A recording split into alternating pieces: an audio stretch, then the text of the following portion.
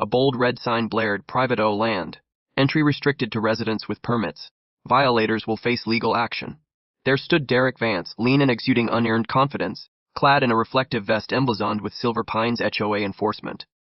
The man sported a radio on his shoulder and a stun gun at his waist, acting like he'd binged too many police dramas.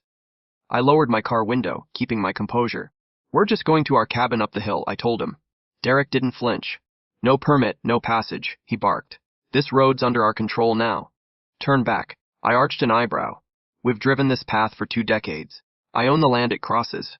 I reached into the glove compartment, pulled out the notarized, stamped Caldwell Trust deed, clear as day, and passed it to him.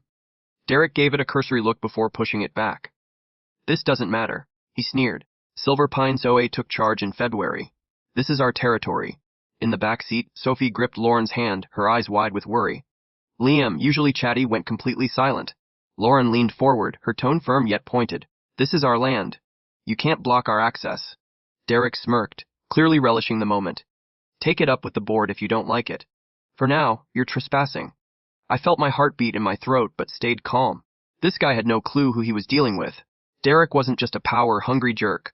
He was part of a scheme, profiting by barring people from their own properties. Silver Pines OA was a sham, targeting seasonal cabins and trusts like ours, erecting gates and issuing fake violation notices to intimidate owners into selling low or abandoning their land. They'd been at it for 2 months, preying on those unaware of their rights, especially elderly retirees who'd rather avoid conflict. Derek assumed I was just another out-of-towner, easy to push around. He was dead wrong. The next day, I tried 2 alternate routes to the cabin, an old logging path and a fire trail. Both were sealed off. Identical gates, signs, and vests blocked the way. One guy even slapped a foreclosure notice on our cabin door, citing some fabricated rule violation. They'd spray-painted our trail cameras and padlocked the porch. This wasn't personal anymore. It was a deliberate takeover. Sophie's face crumpled when I told her we couldn't get in yet. "Are we losing our cabin, Dad?" she murmured. That hit me hard. This wasn't just about property. It was about the promises I'd made to my kids and my father to keep this place ours. I wasn't going to let some guy in a cheap vest steal that from us. We checked into a motel off Highway 24 and I got to work. I pulled out the trust's legal documents, deeds, maps, everything proving we owned the mountain, the road, the stream, all 600 acres. I contacted Rachel Torres, a property lawyer known for dismantling land disputes with ruthless precision. She didn't waste time, and neither did I. The next morning, we walked into the county office, a small building with a flickering light overhead. The receptionist tried to dismiss me with a, "Fill out this form, wait 2 weeks." Routine, but Margaret Clean, the land records supervisor, overheard me mention the Caldwell Trust. Her eyes widened. "You're Ethan Caldwell?" she asked, ushering me into her office. Margaret explained that Silver Pines HOA wasn't just an annoyance. They were a fraudulent operation, filing false documents to seize control of private lands. They targeted cabins left empty most of the year, intimidating owners with fake fines until they gave up. A retired couple in the valley fled after receiving a pet violation notice. An elderly Vietnam vet, Tom Grayson, was dragged off his porch by Derek's crew for questioning a lot maintenance rule. Margaret sighed. "The sheriff can't act without solid evidence of obstruction," she said. "They're too slick, hiding behind legal jargon and vests." I nodded, my jaw clenched. This wasn't a mix-up, it was a calculated land grab, and my family was caught in the middle. Rachel and I spent the next day assembling a case, deeds, satellite images, county records, all proving one undeniable fact. I owned that mountain. We filed an emergency injunction to dismantle the gates and contacted Deputy Marshal Sarah Benton, a no-nonsense officer who dealt with plenty of scams. 2 days later, we returned to the gate, but I wasn't alone this time. Sarah arrived in a county SUV, her badge shining, accompanied by a court clerk holding a sealed order. Derek stood there, same smug posture, but his hand froze on his radio when he saw Sarah step out. "Unit 1, we've got," he began, but Sarah cut him off, her voice sharp as a knife.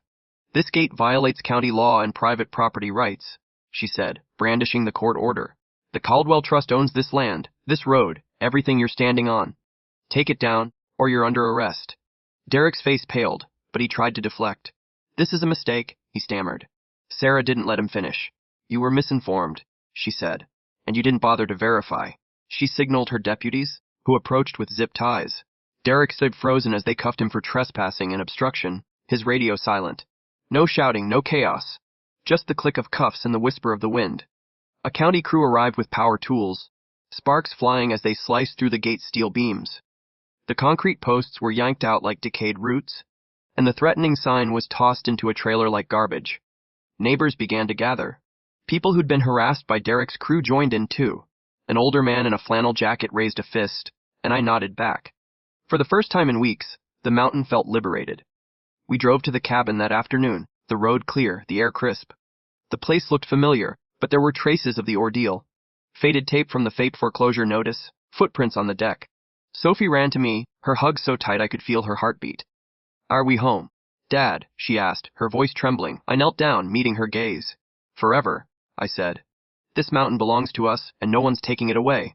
Lauren smiled, brushing hair from Sophie's face, while Liam, finally grinning, clung to her leg. I replaced the locks, installed new cameras, and arranged for Sarah to schedule patrols. I wasn't paranoid, just done taking risks. The consequences came quickly. Derek got 18 months probation, his record tarnished. His two main accomplices pleaded guilty to forging documents, hoping to avoid harsher penalties. Silver Pine's O disappeared, website down, rules erased, vests packed away. Word spread, and other fake HOAs in the region quietly dismantled their signs before questions could be asked. Our story made the local paper, then NBC Nightly News. Hidden landowner defeats rogue HOA. I didn't mention the trust's value, but the headlines did. Letters flooded in from Idaho, Wyoming, even Vermont. People thanking me, sharing their own battles with shady groups. A retired teacher wrote, "You gave us courage to hold our ground." But it wasn't over. A month later, I received a vague email. "You broke the chain. Be careful." Rachel traced it to a shell company linked to Derek's operation, suggesting a larger network. I didn't back down. I taught Sophie to spot suspicious vehicles and showed Lauren how to secure our phones. When an unfamiliar truck lingered near the cabin, I caught it on camera and sent the footage to Sarah. 2 men were arrested, tied to a land scam spanning 3 states. We shut it down, recovering $1.2 million for victims and setting up a sheriff's office hotline for others to report fraud. But it didn't end there. A woman named Carla Ruiz, Derek's cousin, was running a smoother scam in Aspen Grove, using fake legal threats to extort cabin owners. I posed as a buyer, with Lauren acting as my wary wife. Carla was all charm, offering a $900 protection plan, with a lawyer's grin. While she spoke, I gave Rachel's tech guy access to her server. We uncovered records of 10 communities and $3 million in fraudulent fees. We handed the evidence to Sarah, and Carla was arrested mid-pitch, her confident facade crumbling as she realized we'd outsmarted her. "You're clever," she muttered, almost admiringly. The fight expanded. That email about the chain led to a global network, 34 countries, $80 million a year in land fraud. I worked with Interpol using my coding skills to track their digital trails. Raids struck 10 countries, resulting in 180 arrests and $80 million recovered. I founded the Caldwell Land Trust, a nonprofit to help owners fight back, with Rachel and Sarah on board. We've saved 200 properties, from Montana ranches to Maine cabins. The cabin remains ours, freshly painted with wider trails for the kids' bikes. Sophie reads on the porch, Liam builds rock dams, and Lauren sings by the fire, her voice carrying through the pines. Last week, Liam asked why I didn't just tell Derek I owned the mountain from the start. I tossed a pine cone into the fire, watching it blaze. "Because, buddy," I said, "this place isn't just dirt. It's where your grandpa taught me to fish, where I carried you as a baby. It's us. You don't prove that with words. You prove it by holding firm." He leaned against me, quiet, the stars above us brighter than ever. "So, where are you tuning in from? Share your city in the comments and let me know. Ever faced a bully trying to take what's yours? Was I right to fight quietly, or should I have called their bluff from day one? Hit like, share your story, and let's keep standing up for what's ours. I'm Ethan, and I'll see you in the next one."